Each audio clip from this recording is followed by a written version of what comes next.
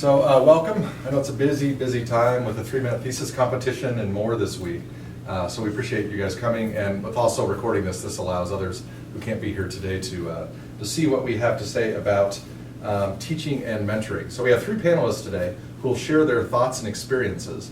And these are faculty who have both been advised and mentored, and now currently advise and mentor students. So they've been on both sides of the fence. So as grad students yourselves, the kinds of things that you probably think about in these advising and mentoring discussions, they've been there, and they're also doing the other side of the coin now.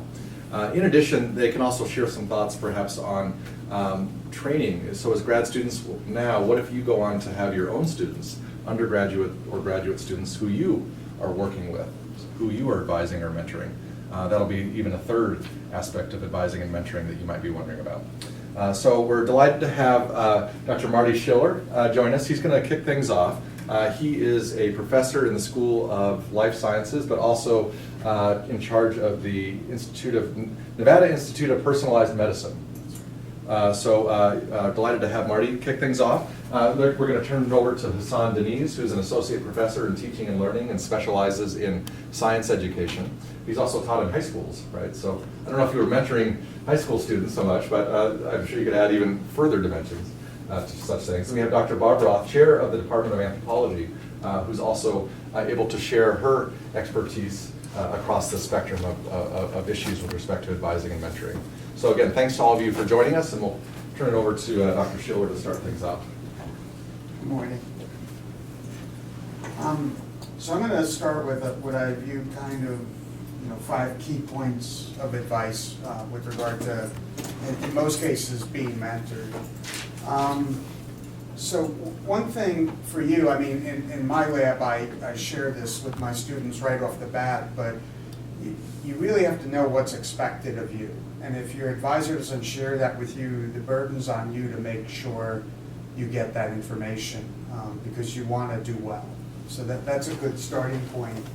And when this works well in graduate school, which is a very unique situation in the world, where you get this sort of relationship, if it works well, there's usually a bond for life. Like many of the people that I've mentored with, I'm 25 years later, I'm still in contact with pretty much most of them. Occasionally one falls off the plate facing the earth, for the most part. One of the most, I think, important parts, and I'm actually going to tell a quick story here, is you got to own it. You're here for a reason. You pretty much have to be committed. So I'm going to give you an example of one of my students, something that happened 5 years ago. So I told her she should be reading about a paper a day, and I set up a folder, shared folder, where I put all my literature, and her project had 40 or 50 papers there she should have read, and she wasn't doing it, and I knew it. But that's not my job. I'm an advisor, right?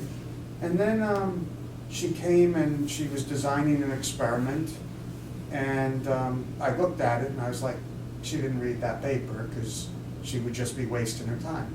So I just said, yeah, go ahead, do it. It's really not my job to, babysit her, is my view, right? And so she went and did the experiment, and then the results were confusing because she hadn't read this paper.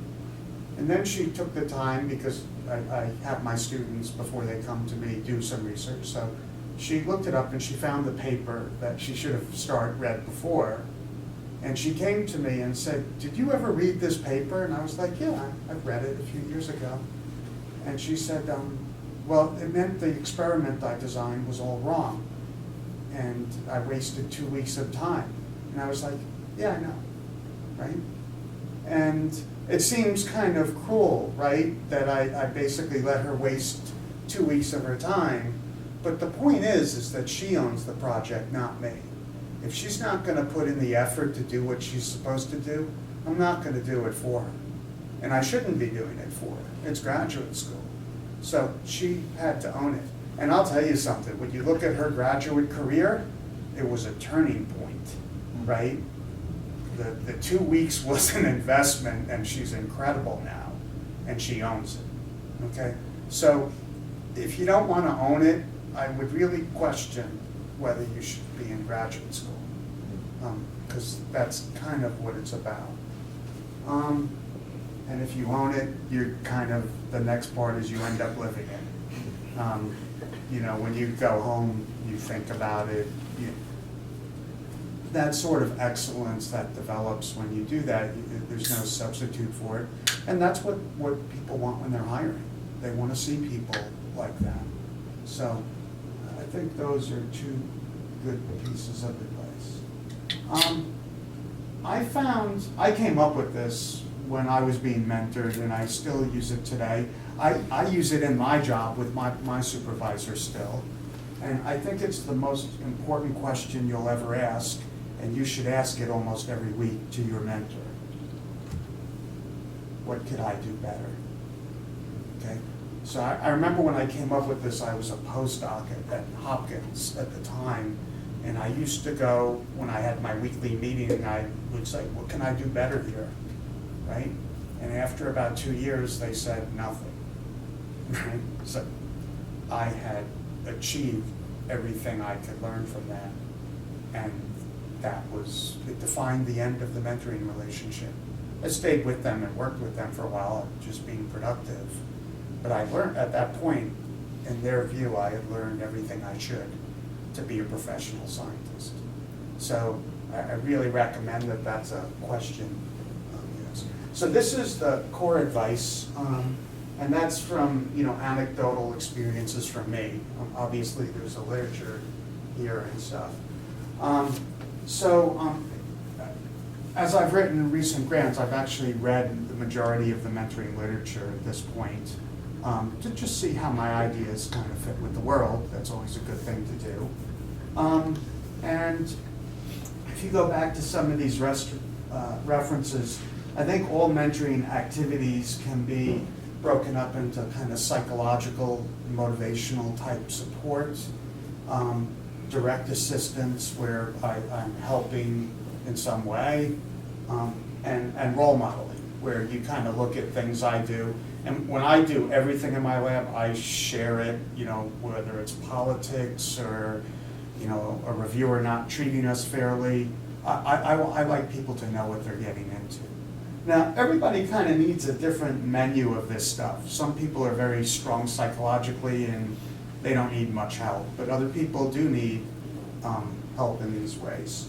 And so it's recommended that you basically work with these 3 areas and have what's called a continuum of patrons. So one thing you would want as a graduate student is you're going to interact with your mentor, right? Your supervisor or your advisor. And from them, you're going to get things like, role modeling and a lot of direct assistance. But what's also important, and you're here today, is peer-to-peer interactions. So, once you learn from your advisors, if you have a good culture in a graduate program, a lot of the students will talk to each other, and share experiences. And that's really important. That also, is helpful in the psychological aspects, because you're learning how to deal with a whole new situation. And then the third one that I kind of push on my students more towards the middle and end of their careers is, if you're in Bloom's pyramid, if you learn how to do something, eventually you should be able to teach it. That's when you really know what you don't know and what you know. So having an undergraduate student or a new graduate student under you that you're teaching, that's also an important activity in mentoring. Because then you can go back to your advisor and say, I was working with them and they didn't listen to me, or they did the wrong thing, how do I deal with that? Or they fought me, when I asked them to do something. So it brings in a lot of management things that you're going to have to learn as you move on. Okay. Something that I do, and this speaks back to the expectations, I have a list, and I didn't show the whole thing here because it's daunting, of 75 core competencies. I hand it to my students on day 1, and I say, this is what I'm going to do to help you train. This is what you should do. when you check off all the boxes, come talk to me and you graduate, right? That's the end point, right? So everything's clear. And then along the way, if I notice that they're not achieving a competency about the time they should, I'll intervene. And so like, one thing in my lab is I don't want to produce a PhD student that can't write a scientific paper, right? That would be embarrassing for me and the student, right? So on the first one, I work with them, I help them write it. It's a lot of back and forth, but on the second one, they go at their own, right? I'll edit it in the end and show them, but that's why I require 2 papers, because you're not going to achieve that competency unless you publish 2 papers. So I work with them in that way. Now, if I had a situation where I had someone with a lot more experience and they came in and they could write the first draft of the paper, 1 paper would be good enough for me. But so I look for competencies. I've listed just a few here of the kind of this list of 75, but I think it's important because you want to see what you're learning and know what you still have to do. Another thing is the training environment. You want to, as a mentor, you want to make sure you create a strong environment. And this comes somewhat from the program too. But I've listed here like what a student of mine, she just wrote a grant to NIH, and these, I made a list, I had to write a letter. These were the 11, or actually there's a 12th thing that my students get to experience on a weekly basis so that they're part of a culture and an environment. So we have group meeting every week, and they have to present kind of formally every 2 months. So, by the end of their graduate career, they're damn good at presenting, right? Because I've beaten them up quite a bit, right? Same thing with a journal club. On the weeks when they're not presenting, we discuss a research paper. So by the end of 4 or 5 years, that they know how to critique a paper, right? We have a grant club. That's optional for them, but every Monday night they can come and watch faculty's grants, submit one of their own, and so they get to see this process, which is a learned process that takes a long time. We have them go to national meetings. Once we've polished them inside, we send them out. We have a colloquium. Once a year, they have to present their research to the whole department. And we have a journal club, which is what I just came from and have to go back to. That's weekly. I expect them to teach, even if they're going to go into career in research or administration. They should have some teaching capabilities. We have seminars with expert speakers coming in every week. They go to that. I expect them to participate in outreach. They have to write an annual progress report once a year, and then they take classes. I also have them give weekly reports that are very short, just a few PowerPoint slides. But the collection of this stuff creates, when we have enough people, my lab has like 30 people participating in it, it creates an environment that really supports all of those aspects I talked previously with role model, the psychosocial, the direct mentoring. It all kind of comes together when you create like a program like this for a mentor. So I left the slides for you. Here are some of the references that I like the most as I read through the mentoring literature. But I'm here to answer any questions if you have them. So Dr. Schiller, as you heard, asked to run back to his journal club. So any questions for him before he does so? I have one, which is how do your students juggle very, very busy schedules? So with the menu of things happening, how do you, what are some strategies as far as helping them kind of manage their time and be able to come in on Fridays for seminars and things like that? Well, first of all, when you live it, now I don't go and tell anyone they should be working 40 hours a week. But what I do tell them is that the people that I'm competing against in the world, are working like I am. And they see me as a role model, that I work, 60, 70 hours a week, even after, 30 years of this. So that's one thing that kind of transcends. And then I help them with like time management. So there's too much, when you look at this, you know, if they're TAing, taking classes and doing research, you're not doing that in 40 hours a week, right? It isn't gonna happen. So, you know, like during the semesters, they have to do more and find time. And one thing that I was given this advice, so, and I think it really holds true. So if you're doing something and someone interrupts you, it takes 15 minutes for your head to get back into it fully. So like when you're fully concentrating on something, like if I'm reading a paper, you know, you end up with the whole paper in your head and you're thinking about it, and then someone comes and interrupts you and you're like, oh, where was I? And then it takes a while to get back to where you were. So you have to try to avoid, you know, bouncing too quickly between things. So I like to just try to encourage the students as much as possible to break up their day into 3 or 4 blocks. So there's the morning block, afternoon block, the dinner, and then evening for those that work evening blocks. And so like I try to take something I got to do and get it done in a block. And if you can do 2 things in a block, get it done. Don't try to leave something hanging. And if you're going into the next block and you need an extra hour, just finish it and get it done. So try to group your activities so that you're not going to be distracted and that you can get like something done and completed during the time. Now sometimes you'll have like an experiment that spans 2 blocks, but during that you can do something else and get it done within a block. So we work on time management a lot with people as they need it, you know. That's helpful. Yeah. That was a good question. I was thinking the same thing, and that was a good answer. Thank you for that. Well, we'll let you get back to, you had a question? Yeah, with all those students and all those things they have to hit over their 5 years, do you have your own personal way of tracking your students to how, like if somebody's lacking in some area, that you could, kind of, I know it just seems like a lot of work to be tracking. For me to track? Yeah, for you to track. I don't track anything. He just knows. They're adults, Okay. right?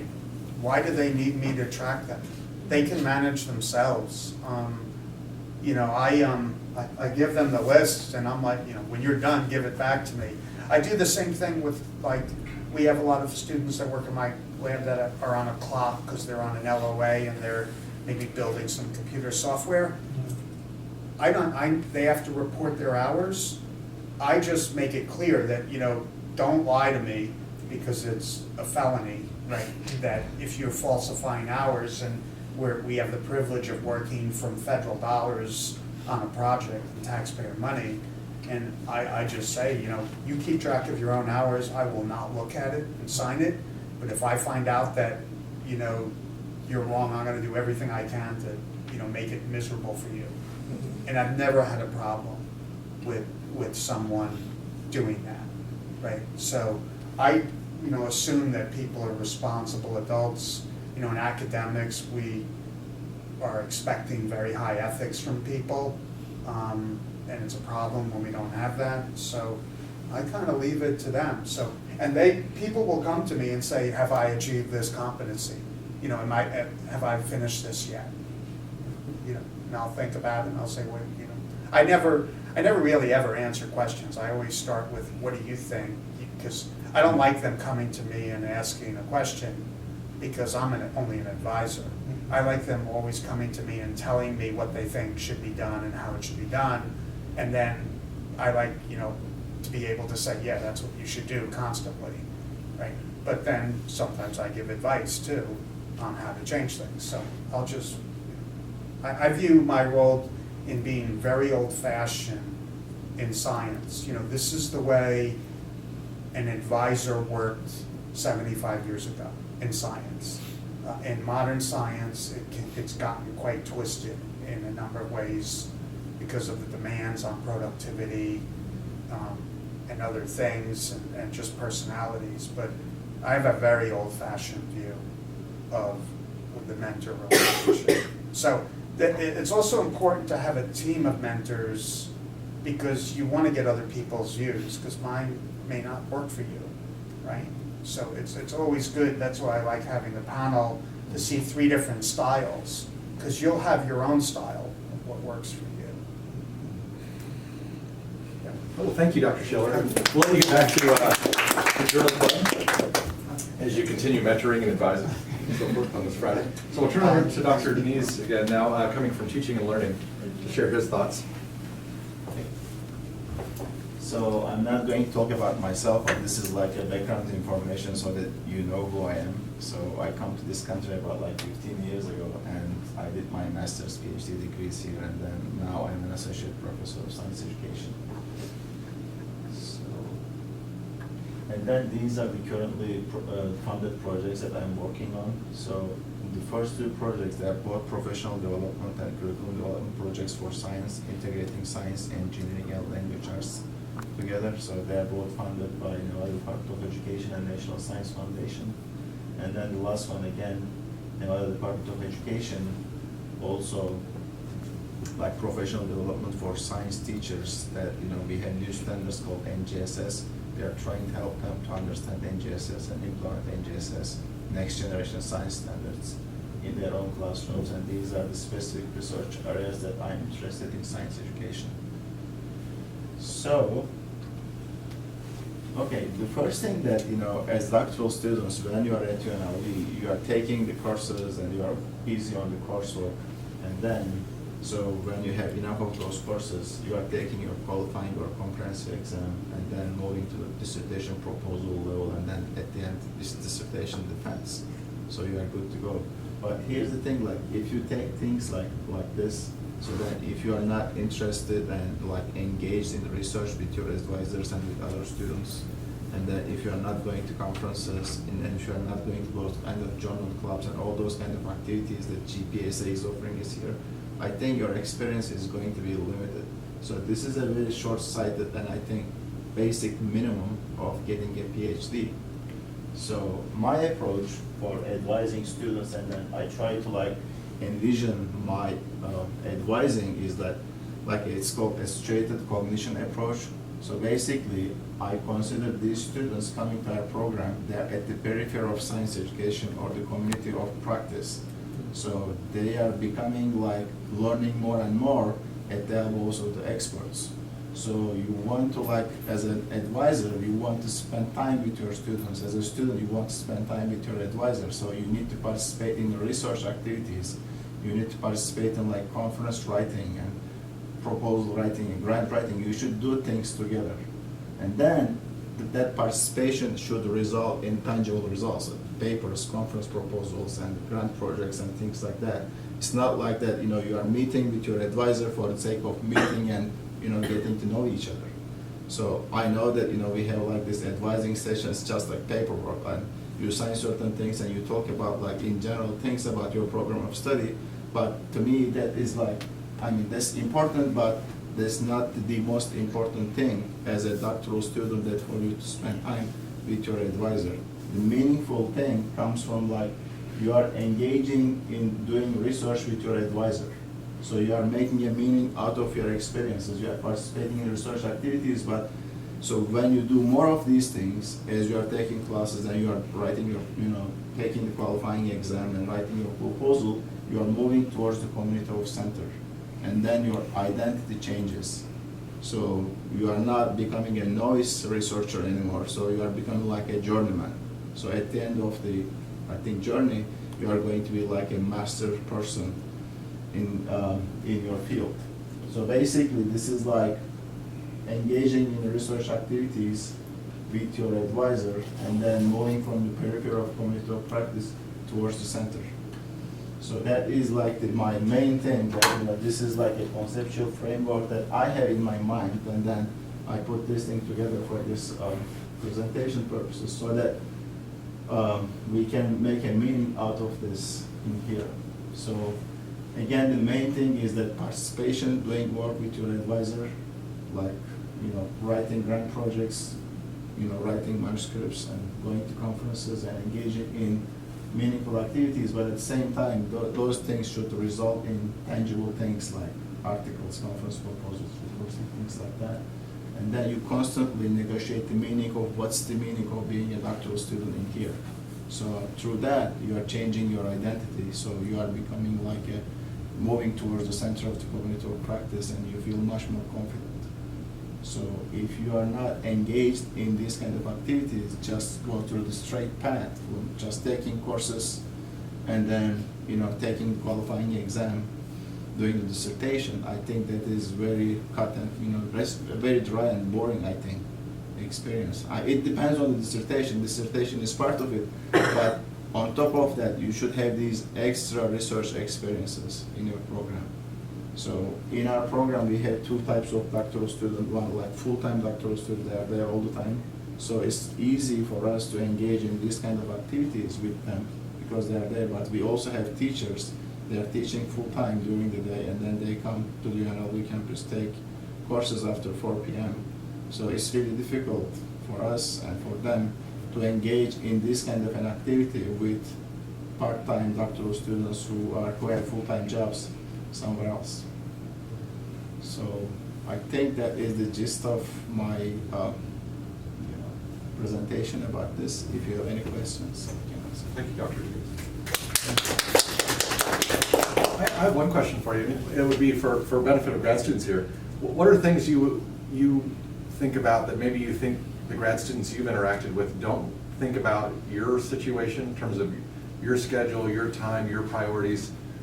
What are things you would want grad students to know about you as an advisor or mentor that maybe you found over the years they don't seem to have in their mind? I think that's very interesting, and I think timely question for me because, as an assistant professor, I had more time to do more of these kind of things, but here, now I'm an associate professor for 2 years. They are giving me more and more service type, responsibilities, and then I try to help the department as much as possible, but when you have more of those things, so obviously you are taking time from your research and from other things. So basically, but still, I try to make my doctoral students priority in my list. So for example, Friday is a research day for us. We always come together, read papers, talk about projects, and then at least do something at the end of this day. So there should be something written. Well, a few papers are like maybe summarized and being part of the literature review. So creating something together, I think that's the most important thing, but at the same time, so we are busy with other school issues and other administrative stuff, but my main thing is that I want to make sure that at least one day a week is devoted to my students. Other questions for me? So we can also have a general discussion too. We'll have Dr. Roth now from anthropology present, and then again we'll have plenty of time for more general discussion that can bring in a wider variety of things. I don't have a PowerPoint. I love this. I was thinking about, we all have different styles, and this is really neat because you're going to see this. And so I really was thinking about, when Peter asked me to do this, Martin asked me through various perturbations, I was thinking about, okay, what if I was back in graduate school and somebody was going to talk to me about mentorship and being a mentee and then a future mentor, what would I want to know that I didn't know? And I think the biggest thing for me is that keeping in mind that this is a relationship, okay? And that it's a weird relationship, but it is a relationship. And what's the fundamental part of any relationship? Communication, okay? And if I look back on both my successes as a mentor and my not so great successes, it's all been about communication. And one of the things is that we are not mind readers, okay? So, and that's on both, that comes from both sides, all right? So if you are frustrated because I'm not doing something, I may have no idea that that's the case because you haven't let me know and you haven't discussed it with me, and vice versa. I may be frustrated with you, but how are you going to know that unless you meet? And so this is where I think the regular meetings with students is absolutely crucial, and keeping, okay, where are you? And I like the idea of giving you a list of things that I'm expecting. I don't do that, and I thought that's a great idea. These are my expectations as a mentor. But the other thing is that you need to be clear on, well, what do you mean by this, okay? You want me, it says here you want me to be presenting papers. Where? How many? You know, what conferences should I be going? And to me, that's the job of the mentor, is to help you say, you know, maybe giving a talk at this conference won't be the most beneficial. Why don't you put your efforts into this other one where you're going to meet people that you can work with, where you're going to be, you know, out there seeing people and discussing things with other people that are in your field. So I see kind of the mentor as a guide that I'm helping you, but I also really see the job of a mentor as really professional development. And this is where, and I see some women in the room, I think it's true for men, you're not their mother or their father, okay? And sometimes with mentors, and I'm sure you've had this, they want you to come in and solve all their life problems. And that's where you have to say, you know, you need to work on this outside. Here are some places you can go. I'm going to help you with your professional development. I'm going to help you work on your professional skills. I'm going to help you work on your dissertation proposal, but I'm not necessarily going to help you solve your relationship problems. And I think that this is an issue for those of us who work in the field. I'm an archaeologist. I regularly go out in the field with my students. And so, you know, it's almost like, well, you're living together for 6 weeks, then you are becoming more of my friend slash mother slash whatever. And I think that's where, if you got any of you are doing field-based stuff, you really have to keep that as a, yes, we're having a great time out here, but I still am your professor. And the other thing that you want to make sure that you do is let them know that you are there as a resource. And this is where there's some hands-off stuff that I think that doesn't work as well. If you just say, okay, you know, you just need to go out and develop a project. Well, that's your whole job as a mentor. And this is for you guys who are going to go on and get PhDs and be mentors. To me, your job as a mentor is to help them develop projects, sticking them out there and saying, oh, you're interested in archaeology? Okay, find an archaeology project. That's not our roles as mentors. Our roles as mentors is to work with them. What are you interested in? What aspect of archaeology? And this is true when you're working with undergrads too, where you're trying to channel them into a major or into a field. And so again, I think it all comes back to communication. And the relationships that I've seen, the mentorships that I've seen that have not worked, have usually been because of that. The other thing, and I can't stress this enough, agreeing, it's a teamwork. You know, I have an expertise, Southwestern archaeology, stone tools, but the other committee members have other expertise too. And often that's just as important in terms of an integrated education. And so even though you may have a head mentor, it's always important to have that same kind of working relationship with the other people on your committee, because they can often take you in directions that maybe your mentor might not. Back, though, to communication. If you do start going into that other direction, make sure that your major mentor is aware of that before you start going on it. But really take advantage of, while you're in graduate school and then as you become young professors, take advantage of what's out there and the other expertise in the field, and really work with your students to get them the most well-rounded education that they get. That's terrific. Thank you, Dr. Rob. So one other thing that I like to say when you are talking about these issues, I mean, sometimes, like, as a student, your research interest might change. So, for example, when you start your program, I'm interested, for example, myself, I was interested in, like, science education and educational technology at the beginning. And then I took a lot of courses, but down the road, like, I felt like, okay, I'm interested in much more, like, philosophy of science issues as well. I have done some work about technology, science education and technology, but I started to develop that interest about philosophy of science and nature of science related issues. So with that, you know, when you are writing an educational technology related proposal versus philosophy of science and nature of science related science education proposal for dissertation, so you need different people on your committee. So with that kind of thing, you might want to change your topic and you might want to change the combination of people on your committee. So, I mean, you need to communicate that you are changing it because of your interests are changing.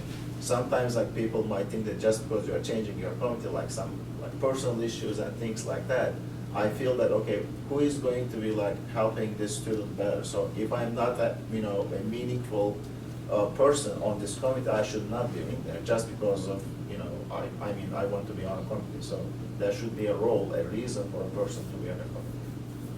So. And that wouldn't be the first time if you change your committee or your topic. It wouldn't be the first time in history that's happened. And, you know, I would say, don't you think that's one of the hardest things for students to do is come to and, you know, I think, I don't know if I speak for all of us, but I don't take it personally. If they're changing it because they can't stand me, I don't take it a little personally. But if they're changing it because, wow, you know, I really am not interested in Southwestern archaeology at all. Well, I thought I was, but I'm interested in the Near East. And, you know, we've got all these other faculty members who do Near East. So don't panic. And same true as you go out and be young professors. Don't get mad if your students do that. It happens very often. So. And the one thing you don't want to do is write a dissertation on something you're not interested in.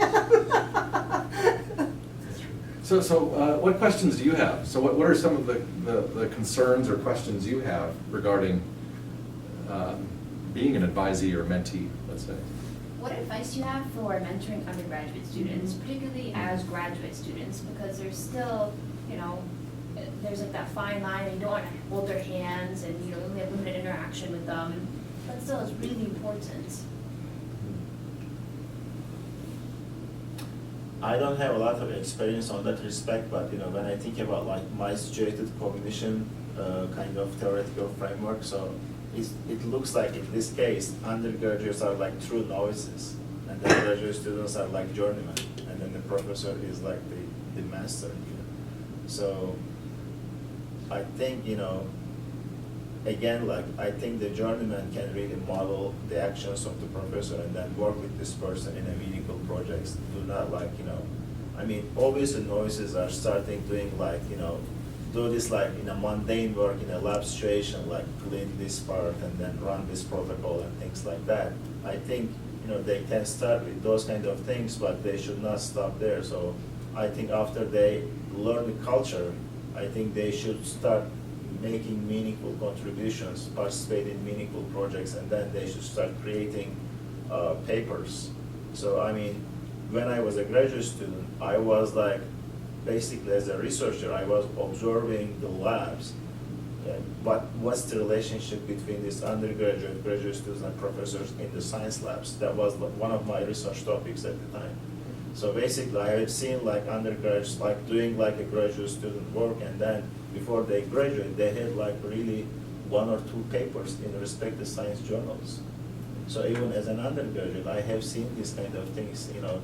I mean, given the time and effort and given their personality, if they are willing to put time on top of the courses, they can work on the labs and work with you guys. I think they can publish papers. I have seen it done. I have a lot of undergrads working, as you know, in my lab, and I think the biggest role for graduate students as mentors is to get them excited about what you're doing.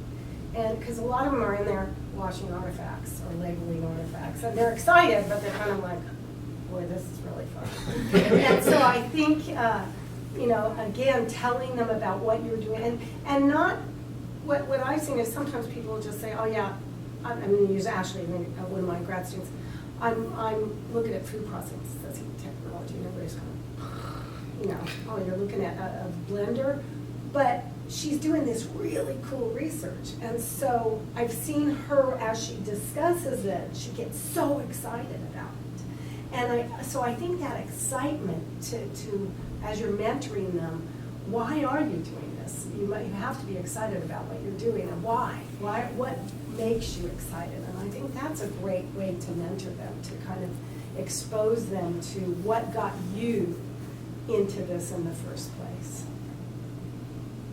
Yeah, and this is the best way, I think, to be on the side of appreciating what mentoring is mentoring another student. And then ask what you like or don't like about that. How do you feel if the student doesn't show up on time, doesn't communicate with you, just complains, doesn't read the things you suggest they should read, doesn't attend public talks that are of relevance? How do you feel? You get irritated. And guess what? So do we. Right? You're looking at me, Dr. Gray. But it's a similar dynamic, though. I think, what do you like about your relationship with your advisor or mentor? And then take some of those principles, including the lessons shared today, and enact those yourself. And we are starting to see more of this being formalized at UNLV. There's a newly established Office of Undergraduate Research, part of which will have a mission to formalize some ideas. Maybe eventually there'll be workshops on you as grad students working with undergrads on research. Because already some of this happens in labs, like psychology, biology, education, and so forth. But we could formalize this a little bit better. And for that matter, for you as graduate student researchers, undergrads who are eager and interested are a resource you could use to your advantage to help you advance your own research. You're more productive, but you're also developing skills that will help you as you move forward. And I just wrote a letter of recommendation yesterday for a psychology, an undergrad who's applying for psychology grad students who's worked in lab groups, and she's learned some of these things about being advised and mentored already that bode well for her success entering grad school. But I can actually comment on that as well. Other thoughts or questions? Besides the obvious, working in the field, publishing papers, graduating, when you're mentoring a student, what things do you look at as like successes for them? That they could develop in some other area that you think it's essential for them, and you look at them to do? I think because my field's a little bit different, but I'm anxious to hear what you have to say. I would say mine, again, presenting is a big thing for us too, getting the word out on what you're doing. And then the other, so I really mentor my students to do a lot of presentations. So attend meetings and present at those, because that is, in our field, that's a very important part of it. So publishing, obviously, but that's in every field. But then the other thing that I really encourage them to do is get experience, not just so much presenting papers, but getting in front of people, because another aspect in anthropology is you're usually going to go to a program where you teach a lot. So I try to get them some kind of teaching experience, be it as a GA or as a PTI or something, so that they can get that. But that's kind of, I think, field specific, so. I think, we underscore the research very much, but I think the teaching is also very important. So for example, we are in science education, our main job is teaching teachers and how to teach science. So basically, they should be really good at teaching, like whether they're elementary or secondary. So that's a given that, they should have taught elementary or high school and middle school. And on top of that, having this teaching at the college level, teaching undergraduates. So basically, we provide opportunities for our doctoral students to teach those classes. That's very important, and they should be able to feel confident, okay, I can teach this courses when I go to another university, kind of thing. And also the other important thing, more and more when you see the calls for position calls, announcements in our field, you see more and more importance for the grants. So, for example, based on my education in doctoral program, we wrote small grants, but I didn't get an opportunity to write a 15 or 20 page big grant. So I think we should provide those kind of opportunities to our students, writing the grant together with as professor, and then at least seeing the development of that process is really important, so that you can show when you apply for jobs that you have some experience in writing grants. So I think this is a full package: grants, teaching, research, and you should be able to convince the person who is looking at your paper, your resume, you had all these kind of experiences. So for example, I mean, I'm a committee search change for the science education position. So basically, the first thing people generally do is like take a look at, is there any publications? Is there any accepted publications? So if you have one or two at least, that's going to put you top of the list. So, and then if you have any kind of grants that you secured as a doctoral student, if there is something over there, so that's going to differentiate you from the other people. So. And that's where GPSA is wonderful, because they have the yearly grants. And I've noticed, because I have several students that have written them over the years, and they do get better as they go. So it does, even though they're small grants, they still teach you how to kind of organize your thoughts and organize your research so that you're presenting it to somebody and making it sound coherent. So I think that's a great idea to just, apply for it. Even if it's just a little grant, it'll help you get that experience. And I think collectively you hear a lot of professional, their core professional competencies or markers of success. An additional question I ask students is, what are your long-term professional aims? We're in an arena now where a fraction of students will go on to tenure track academic jobs, but many students will go on to do other things. So I want to hear from you. So I have a student who told me her long-term goals are to do things that are more like therapy, like working as a therapist in kind of a family relationship type dynamic, not academia. And that can then guide some of the mentoring discussions about things that would be useful for her. The conferences that make sense for her to attend differ from those where academic endpoints of networking for academic jobs are what's privileged. So this is part of a question that it's not like, here's what's being pushed on you, but this is a theme I think today of it's a relationship, it's a dynamic, it's a back and forth. And what are your aims? Is this something you can talk with your advisor or mentor about? And that's, Peter, to reiterate that, that's also a really important part of the communication, because sometimes it will be completely different the way you mentor. If somebody has a goal of becoming an academic versus, in our field, it's cultural resource management, so it's kind of the private sector of archaeology. The skills that you need and the meetings you attend and everything are different. And so if you didn't tell me that you wanted to go into CRM, you might finish your dissertation without some of the fundamental skills you would have needed had I known that. So that's a really good point, to have that discussion early on. Any other questions? So one last comment that I would like to make is this. I realize that one of the most difficult things for doctoral students to come up with is their research questions. So sometimes like they have ideas about projects and then okay, on this piece of paper, on this board, write me your research question. And then, so basically, I mean, writing that question and then phrasing in a way that is like timely and a meaningful way and it makes sense given the current state of the literature is a very difficult thing to do.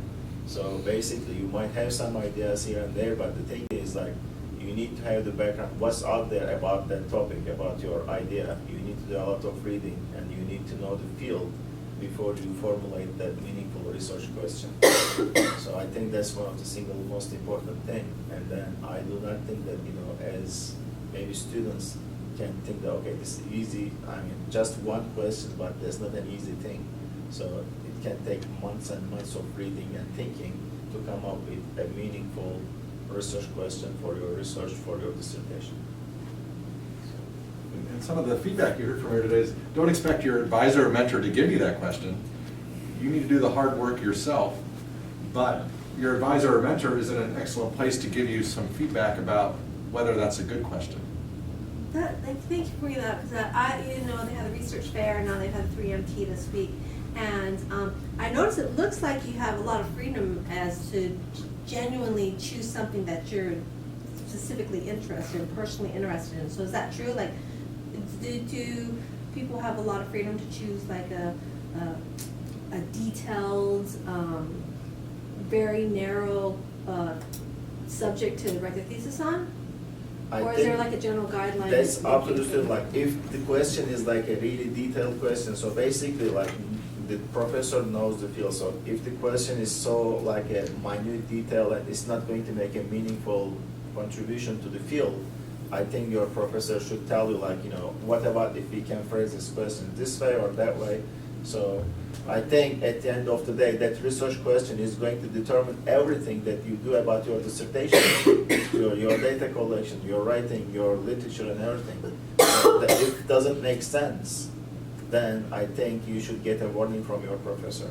But by and large, I think students, we are encouraging our students, here is the current state of research in science education, and you can choose anything that you want.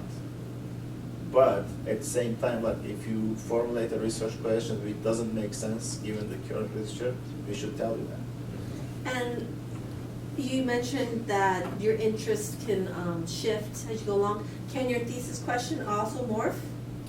I've seen Okay, thank you. it. And that may require getting them a new mentor. Yeah. Sometimes. That's exciting. Or a co-mentor.